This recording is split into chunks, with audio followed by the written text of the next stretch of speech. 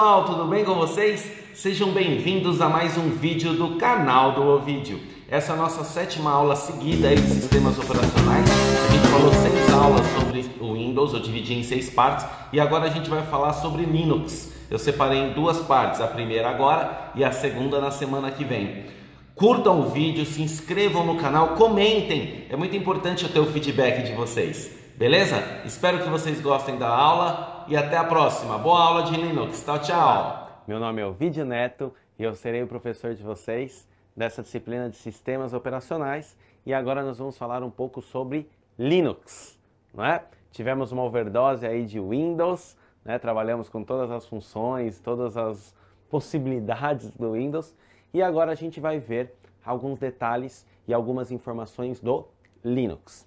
Primeira coisa que tem que ficar claro para vocês, se você ainda não sabe, o Linux ele é um software livre, ele é um freeware, ele é free, ele é de graça. Por quê? Porque o Linux ele trabalha com a ideia de código aberto, com a ideia de open source. Tudo começou, né, lá atrás com um rapazinho chamado Linus Torvalds. Linus Torvalds. E qual que era a ideia dele? Ele pegou um sistema operacional chamado Unix, que eu creio que alguns de vocês já conheçam, e quem não conhece eu vou falar agora. O Unix, ele é um sistema operacional para mainframes, ele é um sistema operacional de grande porte, tá? Então, principalmente bancos, entre outras opções, trabalham com Unix, tá? Qual que foi a ideia do Linus Torvalds? A ideia do Linus era criar um sistema operacional para PC, para personal computer, famoso computador pessoal, tá?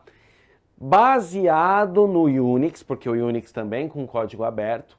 Então ele teria a carinha, né, as características do Unix, porém, ao invés de ser apenas para mainframes, para supercomputadores, era para ser para os desktops, para os PCs.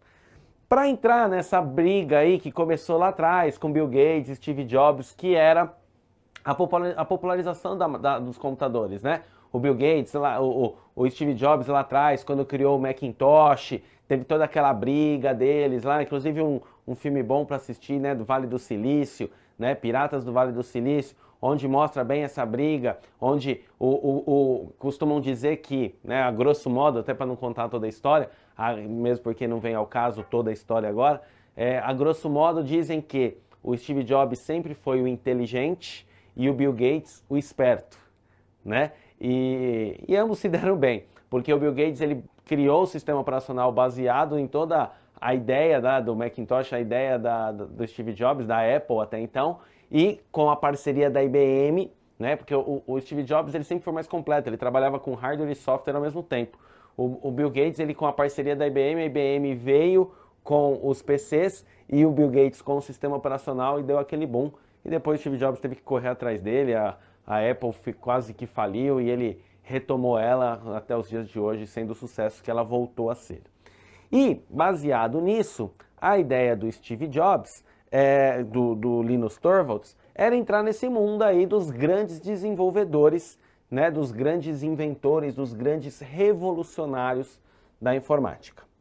Criar um sistema operacional pessoal baseado no Unix.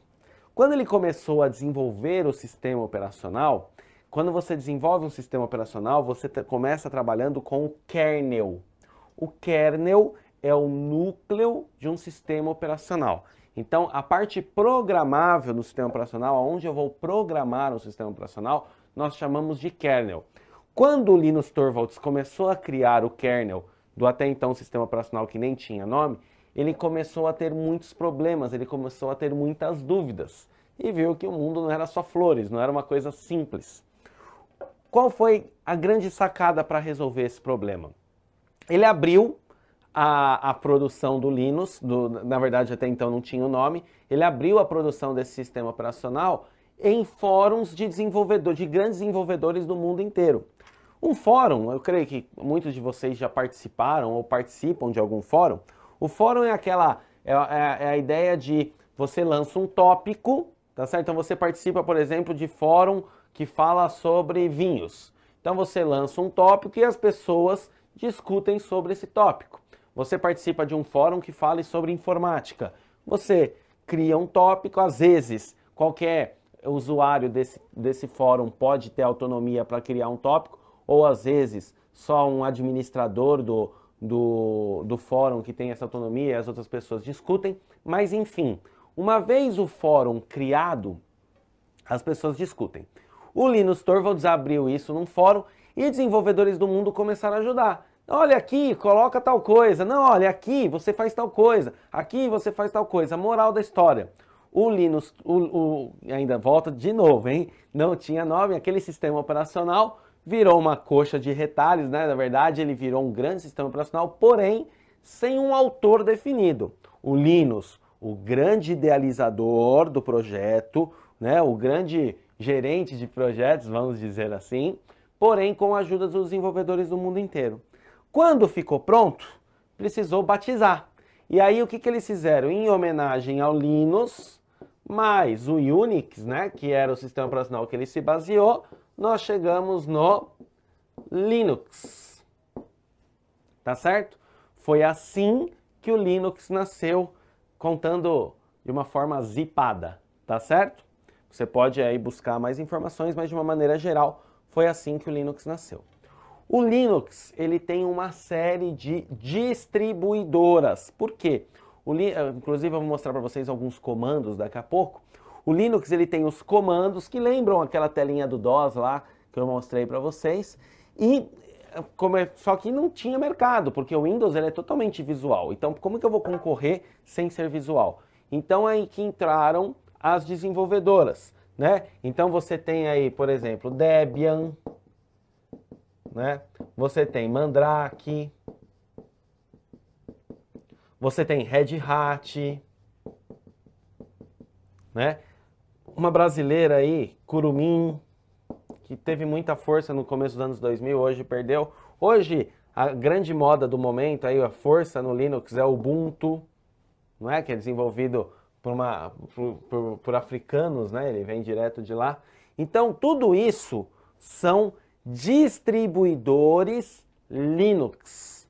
Essas empresas e mais outras que eu falei para vocês são distribuidores, tá, do sistema operacional Linux. Então você tem a distribuição gráfica, a parte gráfica por uma dessas empresas e você tem o sistema operacional trabalhando por trás, Linux, tá?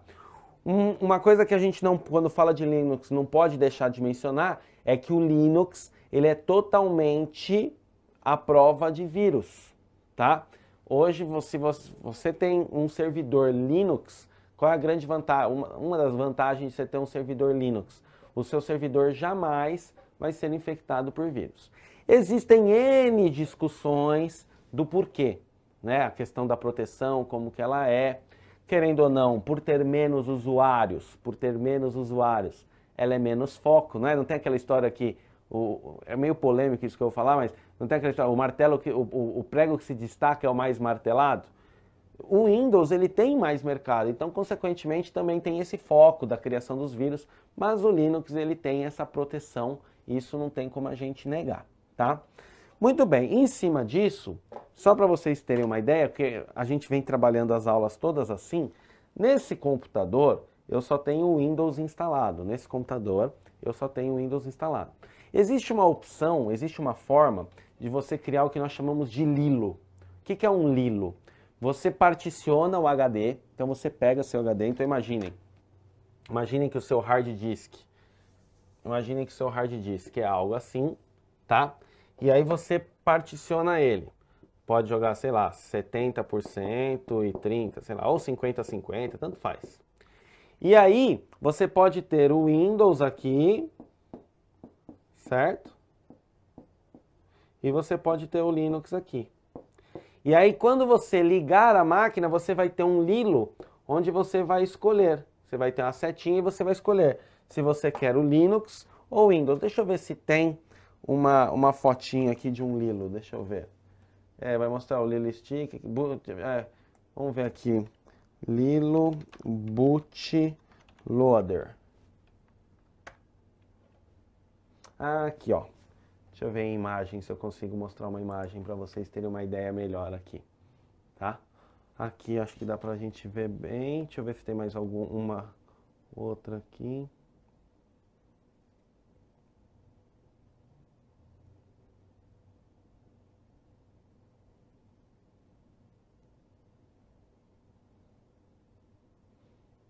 A gente pode pegar aquela primeira ali que já dá para ter uma ideia. Eu particularmente sempre, quando eu usava o Red Hat, eu usava com essa visualização. Só que esse aqui não tem o Windows para mostrar. Mas aqui, olha só que legal, ó. Essa primeira, ele mostra bem isso, ó. Eu tenho aqui, tá vendo, ó? Eu tenho a opção de trocar, né? Então eu tenho um boot menu, onde eu escolho qual sistema operacional eu quero e eu troco pela setinha, tá? Essa é uma opção, tá? É uma coisa que eu queria mostrar. Então, se vocês escutarem um termo Lilo, tá certo? Se vocês escutarem um termo Lilo, ele significa bootloader. Loader, de carregar, né? O load em inglês é o verbo carregar, não é isso?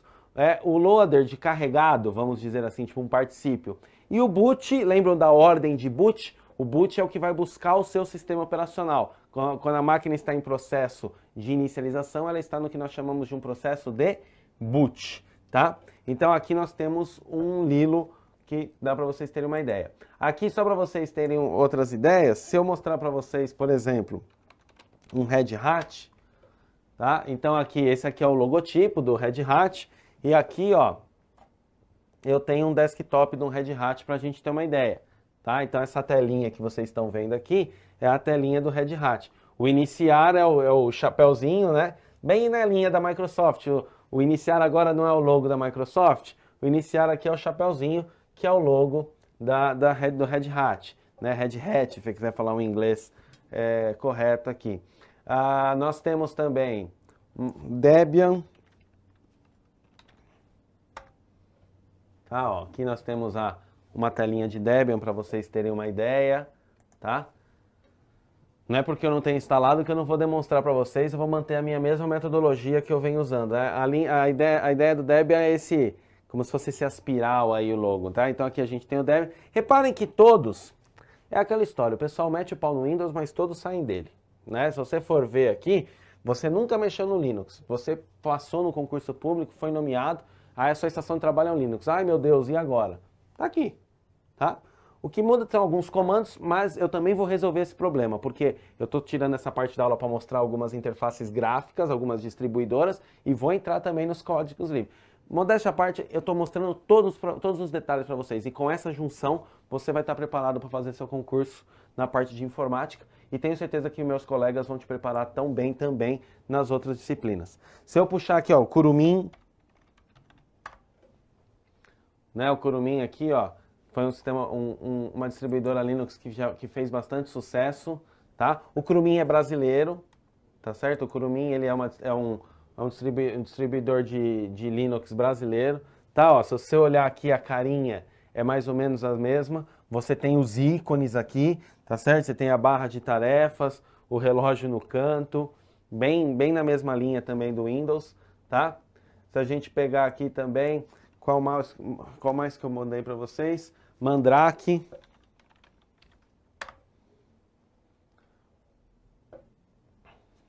Espera aí, deixa eu pôr Mandrake Linux, né? Tá, então você tem aí, né, a Mandrake, Conectiva, Mandriva, tá? Então você tem aí, ó, a carinha dele aqui, dá pra vocês terem uma ideia legal também, ó. Tá? Não foge muito, mesmo conceito, clicou, desdobra o menu, tem a setinha, desdobra o menu para o lado, mesmo conceito, tá? Para fecharmos aqui, dos que eu comentei, não é que só tem esses, tá? Nós temos aqui o Ubuntu, né? Então a gente tem aí o Ubuntu que hoje, se alguém pensar em Linux, certamente, se você instalou Linux aí nos últimos 2 anos, a chance de você estar trabalhando com Ubuntu é muito grande. Hoje ele tem, em questão de distribuidora, ele tem um mercado muito forte, tá? Reparem que ele já tem, essa versão que eu estou mostrando aqui, ele já tem um visualzinho meio Windows 8, vamos dizer, que o pessoal não me escute falando isso. Mas reparem que eles também mudaram o conceito deles, está pensando mais em touch, né, em touchscreen, né? Se bem que o mercado de sistema operacional, como eu já havia dito, o Windows, quando a gente pensa em desktop, notebook e tal, ele é líder de mercado e você tem o Linux ali batendo forte. Quando a gente pensa em telefonia, a gente tem o Android muito forte, né? Nós temos o iOS, quando a Apple aí, né? A gente tem o iOS e a gente tem o Android também, tá? A gente tem o Windows Phone tentando entrar no mercado, mas ele ainda não tem, perto da força que ele tem no desktop, é muito pequeno. Visto aqui essas distribuidoras, então fiz um histórico com vocês, né? Fiz um histórico aí com vocês de todas essas distribuidoras, as mais fortes, as mais conhecidas. Mostrei para vocês como que ele surgiu, por que que ele surgiu, por que que ele é de graça, como é o nome da pessoa, tá? De repente se perguntar a nacionalidade dele, finlandês, ele tinha 17 anos na época da criação. Mostrei essas distribuidoras para vocês, essas interfaces gráficas, dá para vocês terem uma ideia legal, tá? Então, com isso, a gente pode mostrar alguns comandos. Eu separei alguns comandos, eu separei essa aula de Linux em duas partes. Eu vou mostrar alguns comandos agora na primeira aula e vou mostrar alguns comandos na segunda aula para vocês ficarem craque quando o assunto for Linux, tá? As perguntas de um concurso, ela pode direcionar bastante para os códigos em si, para os comandos, mas também pode perguntar em questão de empresas distribuidoras. Por isso que eu fiz questão de demonstrar algumas dessas para vocês. Tudo bem? Legal. Vamos voltar aqui para a minha apresentação. A gente finalizou essa parte de introdução. Vamos para os comandos básicos. Muito bem. Eu trouxe aqui uma série de comandos e vamos tentar deixar ele de uma forma menos cansativa possível. Ao decorrer de todas as nossas aulas, eu procurei demonstrar informações para vocês, concordam comigo? Eu sempre falo, Excel, ao invés de ficar mostrando tela printada do Excel, eu vinha e trazia para vocês o Excel, o PowerPoint a mesma coisa, o Windows a mesma coisa. Aqui nos comandos, essa foi a forma que eu achei mais adequada, só que são muitos textos, né? Tanto que se a gente pegar as outras aulas, o PowerPoint só tinha o tópico lá e pronto. Mas aqui não tinha como eu fazer de outra forma. Então, o primeiro código que eu trouxe aqui para nós é o Add Group, né? O ADD Group. O ADD Group é quando você vai criar algum grupo de usuários, tá? Então, lembra lá no Windows, quando a gente foi no painel de controle e a gente podia criar contas de usuário? No Linux, eu posso usar tanto o Add Groups, né? Ou o Add User para criar esses usuários. Então, por exemplo, lá na sua empresa, você trabalha das 8 às 14 e existe uma outra pessoa que vai trabalhar das 14 às 20. Então tem um usuário seu e um usuário dessa outra pessoa. Se você trabalha com Linux, no prompt de comando lá, você usa um desses dois comandos aqui. Nós temos também o apropos, né, que realiza pesquisa por palavra ou string. Lembrando que o conceito de string, quando a gente pensa nisso aqui, por exemplo, a letra O, a letra V, a letra I, a letra D, a letra I, a letra O. Isso para nós, pessoas normais, isso é uma letra, outra letra, outra letra, outra letra, outra letra, outra letra. O conjunto dessas letras formam a palavra Ovidio. No caso, o nome próprio Ovidio, que é o meu nome, que é um nome muito comum, não é verdade? Muito bem. Quando a gente pensa em computação, essa letra a gente chama de caractere. Então, caractere O, caractere V, caractere I, caractere D, caractere I, caractere O. A junção desses caracteres formam uma string. Tudo bem? Então, string é uma palavra, tá? Continuando aqui, nós temos o comando cat, que mostra o conteúdo de um arquivo binário ou texto, tá? Lembrando que quando a gente fala em binário, a gente está falando aquelas grandes sequências de zeros e uns, lembra? A gente já demonstrei, já calculei para vocês, vocês já estão careca de saber dessa ideia.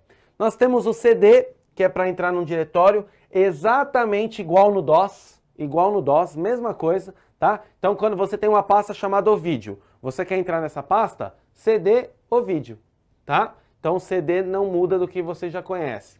Você tem aí o CHFN, que altera a informação relativa a um utilizador. Você pode trocar essas informações.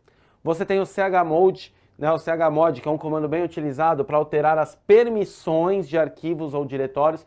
Então, alguns funcionários não podem acionar determinados códigos, não podem acionar determinados arquivos. É pelo chmod que você faz essa manipulação. Aqui eu até trouxe um exemplo, onde você pode pegar um diretório que poderia ser escrito ou de leitura. Quando eu falo que um arquivo é somente de leitura, lembra a memória ROM? Read Only Memory. Memória somente de leitura. Qual era o conceito de memória ROM?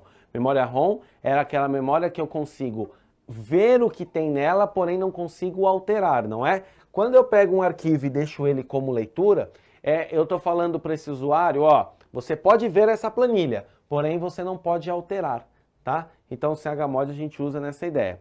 Nós temos aí o shown, tá? Que altera a propriedade do arquivo e a pasta, se você quiser fazer essa alteração dessa propriedade. Para limpar a tela, que no DOS era CLS, lembram, né? Que é Clear Screen, CL de Clear, S de Screen. No Linux o comando é Clear mesmo, tá?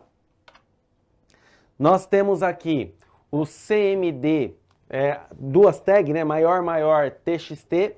Ele adiciona o resultado do comando ao fim do arquivo. Então ele vai adicionar um arquivo. Sempre que eu falo em arquivo TXT, eu estou falando de um arquivo texto, tá? De texto em inglês. Estou falando de um arquivo texto, tá? O CP, ele copia diretórios e o CP-R copia recursivamente. Então sempre que eu quiser fazer a cópia de algum diretório, eu sempre vou utilizar o comando CP. O DF, ele reporta o uso do espaço em disco do sistema em arquivos. Lembra lá no computador, que eu mostrei na aula anterior, onde você clica com o botão direito e você vê lá o quanto que foi usado? Então foi usado tanto, tinha lá um gráficozinho lá de pizza, né? Aqui no Linux, se eu usar o comando df, eu vou ter essas informações da mesma forma. Tem o comando dig, que testa a configuração do servidor, né, do servidor DNS, quando a gente está trabalhando com redes de computadores, né, até mesmo para poder transformar em um servidor, em um hospedeiro, para as pessoas verem as informações, você trabalha aí automaticamente com DNS. Você tem o DMESG, né, o DMESG, onde você exibe as mensagens da inicialização, os famosos logs do sistema. Os logs dos sistemas, eles criam uma trilha, eles criam todo o passo a passo do que você vai trabalhar. Então, por exemplo, você sem querer deletou um registro que não podia ser deletado, tá?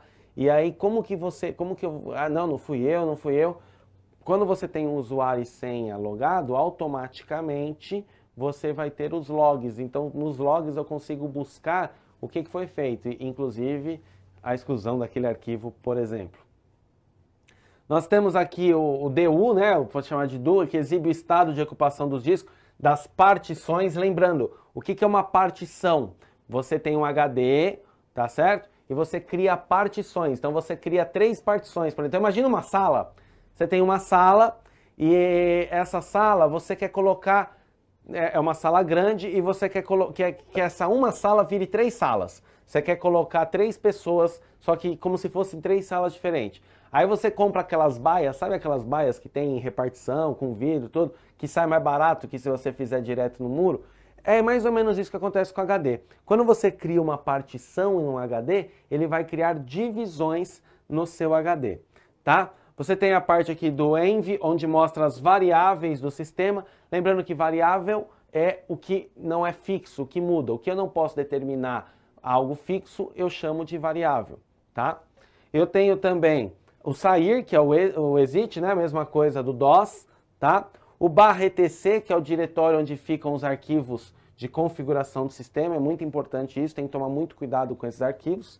Nós temos também o /etc, o skill, o skel, que é o diretório onde fica o padrão dos arquivos no home, ou seja, como que eu posso dizer, a raiz ali, a inicial, a página inicial, eu busco por essas informações, tá?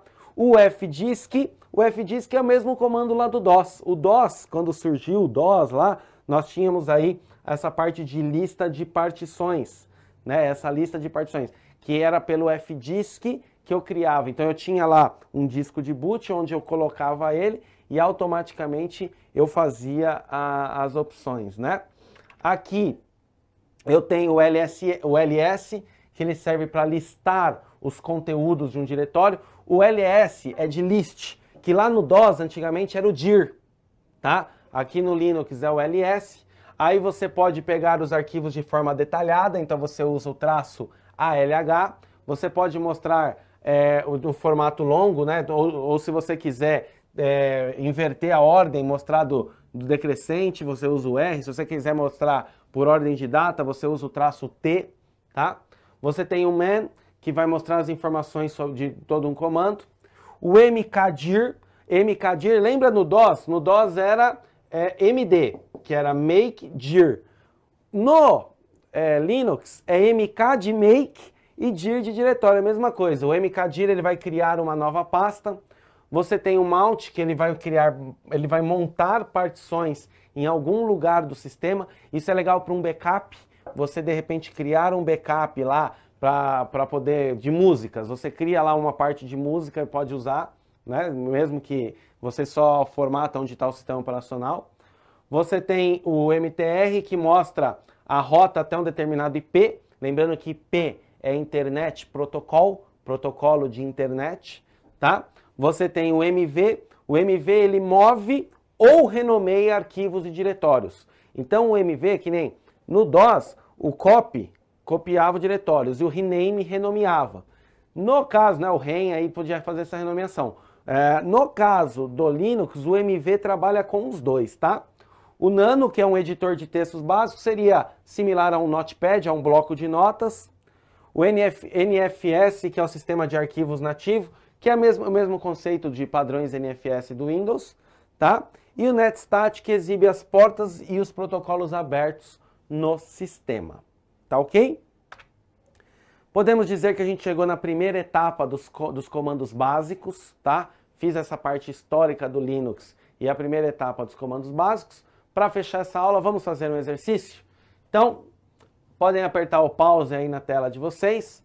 Então, uma questão aí para a vaga de análise de sistemas do ano de 2010. Então, ele fala, o sistema operacional Linux, baseado no princípio de software livre, até então ele só está fazendo uma contextualização da questão, realiza várias funções semelhantes a dos sistemas operacionais da família Windows, da Microsoft.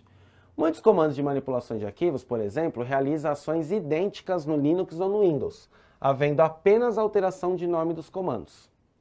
Qual dos comandos do sistema operacional Linux, apresentado a seguir, executa a mesma ação do comando REN, né? Aqui, só relembrando, o REN no DOS, ele renomeia. Então, eu estou renomeando o arquivo teste para o nome teste2, tá? Eu estou renomeando. Executar no pronto de comando do Windows. Eu acabei de falar para vocês que, porque no DOS, você tem o copy para copiar e o RN e o REN para renomear. No Linux, ambas as funções são feitas com o comando MV, tá? Então, a resposta aqui dessa questão é a alternativa A, tá? MV. Então, o MV, ele faz exatamente o que o REN faz, tá? E o MV, além de fazer a mesma coisa que o REN, ele também faz o que o copy faz. Então, o MV, ele é um agente duplo, ele tanto copia quanto renomeia. Se eu voltar um slide, ó o MV aqui, ó. Move ou renomeia arquivos ou diretórios. Tudo bem? Com isso, a gente pode finalizar a nossa aula. Espero que vocês tenham entendido essa primeira parte do Linux e até a próxima.